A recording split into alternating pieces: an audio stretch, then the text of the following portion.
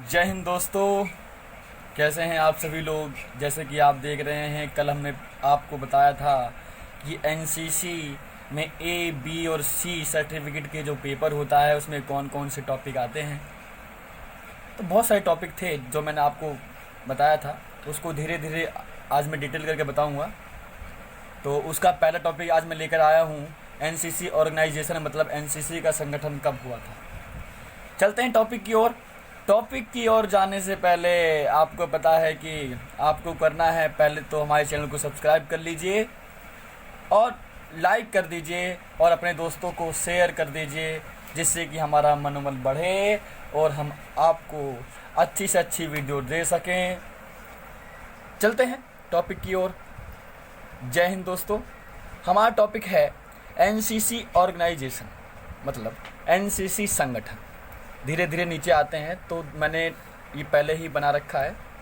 तो इसको हम 3 भागों में बांट दिया है, जिसने पहले स्थापना कब हुई, स्थापना किसने की और प्रथम कर्नल कौन थे, इसके बारे में आपको बताऊं। एनसीसी की स्थापना जो हुई वो हुई जुलाई 16 1948 में, मतलब 16 जुलाई 1948 में हुई थी। और जब इसकी स्थापना हुई तो प्रधानमंत्री जो हमारे थे वो थे जवाहरलाल नेहरू, और जवाहरलाल नेहरू के साथ में हमारे थे हृदय नाथ कुंजरू जी, जिन्होंने एनसीसी की स्थापना करवाने के लिए बहुत ही मेहनत की, जिससे कि हमारा ये एनसीसी आज इतना बड़ा हो चुका है कि बढ़ता ही जा रहा है, कम हो ही नहीं रहा है। अभी प्रेजेंट की बात करें तो इसमें सिर्फ 13 से 15 लाख के बीच में पूरे भारत में कैडेट हैं। और इसके फर्स्ट कर्नल जो थे वो थे हमारे जीजी बेबूर। पेपर में इनके बारे में बहुत आता है कि जीजी बेबूर की फुल फॉर्म क्या है, वो भी लिखिए। तो जीजी बेबूर का फुल फॉर्म जो है जी मतलब गोविंद गुरुनाथ बेबूर। समझ गए होंगे आप, सुन लिया कि मैं दोबारा बोलूँ, गोविंद गुरुनाथ बेबूर, ये इनकी फुल फॉर्म है। पेपर में बार बार आती रहती है। धीरे धीरे चलते हैं हम नीचे डायरेक्टरेट की तरफ। पूरे भारत में 17 डायरेक्टरेट है। कितने डायरेक्टरेट हैं? 17 डायरेक्टरेट हैं। उसके बारे में धीरे धीरे पढ़ेंगे। पहले हम कुछ और जानकारी ले लेते हैं। पूरी एनसीसी जो चला रहा है उसका एक ही अध्यक्ष है, मेन जो है वो एक ही है, वो है DG NCC, director general of national cadet corps. DG NCC की फुल फॉर्म होती है ये। और वर्तमान में मतलब प्रेजेंट टाइम में वो है हमारे lieutenant general Rajiv Chopra, AVSM मतलब अति विशिष्ट सेना मेडल, अति विशिष्ट सेना मेडल। उसके बाद धीरे धीरे बात करते हैं हम बात करते हैं हमारे जो एनोज हैं उनकी ट्रेनिंग कहाँ पर होती है। तो हम पहले बात करते हैं जो लेडी हमारी एनोज होती हैं, उनकी ट्रेनिंग होती है WOTA में, मतलब ये ग्वालियर में है। और OWOTA की फुल फॉर्म होती है वुमेन ऑफिसर ट्रेनिंग एकेडमी। उसके बाद मेन होते हैं, मतलब जो हमारे एनओज ऑफिसर होते हैं, उनकी जो ट्रेनिंग होती है वो होती है OTA में, जो कि कामठी में पड़ता है, और जो ऑफिसर ट्रेनिंग एकेडमी होती है। अब उसके बाद में अब पूरी भारत को 17 डायरेक्टरेटों में बांटा गया है। और 17 जैसे कि आप देख रहे हैं, धीरे धीरे करके मैं अभी अपना पेपर नीचे कर रहा हूँ, जिससे कि आपको दिख सके कि 17 डायरेक्टरेट कौन कौन से होते हैं। और 17 डायरेक्टरेट की बात हम करें तो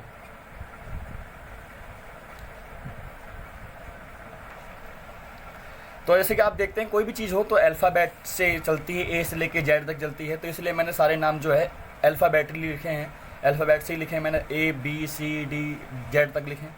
तो A से हमारा आंध्र प्रदेश होता है, फिर B से बिहार, झारखंड, दिल्ली, गुजरात, जम्मू कश्मीर, केरला, है ना, तो कर्नाटक, गोवा, महाराष्ट्र, मध्य प्रदेश, छत्तीसगढ़, है ना, फिर NER, फिर होता उड़ीसा, पंजाब, राजस्थान, तमिलनाडु और UP,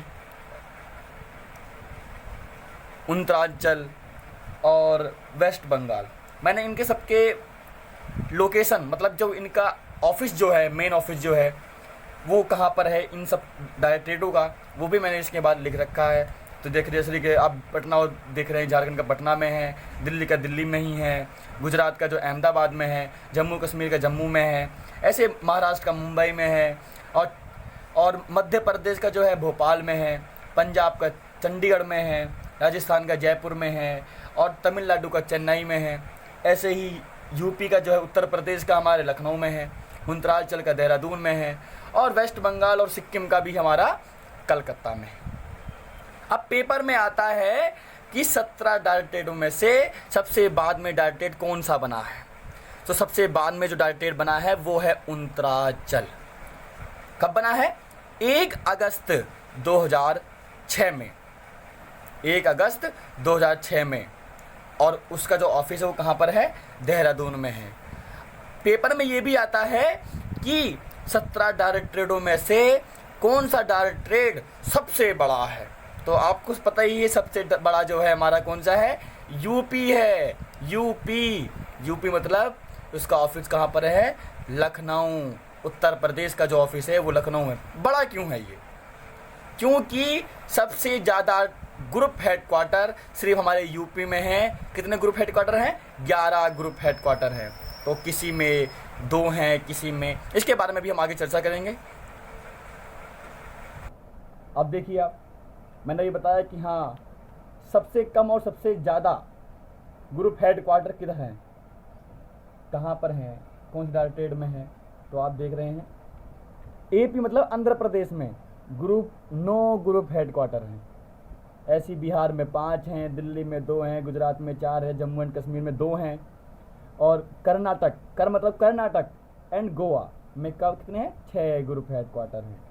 और फिर केरला में है कितने? 5 हैं। एमपी में मतलब 6 हैं, महाराष्ट्र में 7 हैं, है ना, एनईआर में है 8, उड़ीसा में 3 हैं, पीएचएचसी में 8 हैं, राजस्थान में 4 हैं, टीएनपी में 6 हैं, है ना, तमिलनाडु, टीएन मतलब तमिलनाडु, यूपी में 11 ग्रुप। देख लीजिए, 9 सबसे हाईएस्ट था यहाँ तक, और अब कितना आ गया? 11। तो मैंने बताया था यूपी में सबसे ज़्यादा ग्रुप हेडक्वार्टर हैं। उसके बाद उत्तरांचल में है 3, और वेस्ट बंगाल में है 6, है ना।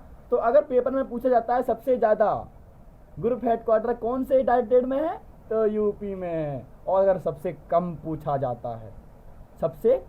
पूछा जाता है तो वो है दिल्ली एंड जम्मू कश्मीर।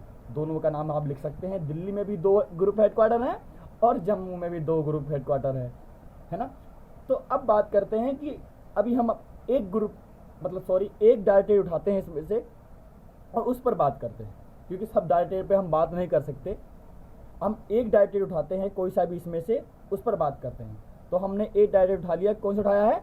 उत्तर प्रदेश उठा लिया हमने। तो उत्तर प्रदेश हमारा ये आ गया है नीचे। अब आप सोच रहे होंगे ये क्या है। अभी मैंने आपको बताया कि यूपी डायरेक्टरेट में 11 ग्रुप हेडक्वार्टर हैं। कौन कौन से हैं? आगरा, अलीगढ़, इलाहाबाद, बरेली, गाजियाबाद, गोरखपुर, कानपुर, लखनऊ, मेरठ, वाराणसी ए और वाराणसी बी। ये सबके क्या हैं?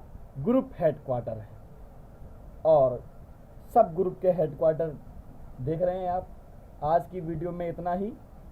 कल की वीडियो में आपको इससे आगे लेकर जाएंगे और आपको महत्वपूर्ण जो वेरी इंपॉर्टेंट क्वेश्चंस हैं जो आपके पेपर में बार बार आते रहते हैं, उसके बारे में हम बताएंगे।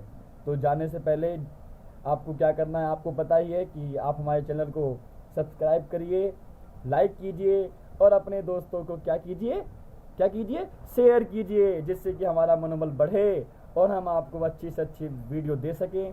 जय हिंद, जय भारत। मिलते हैं कल। तो जय हिंद।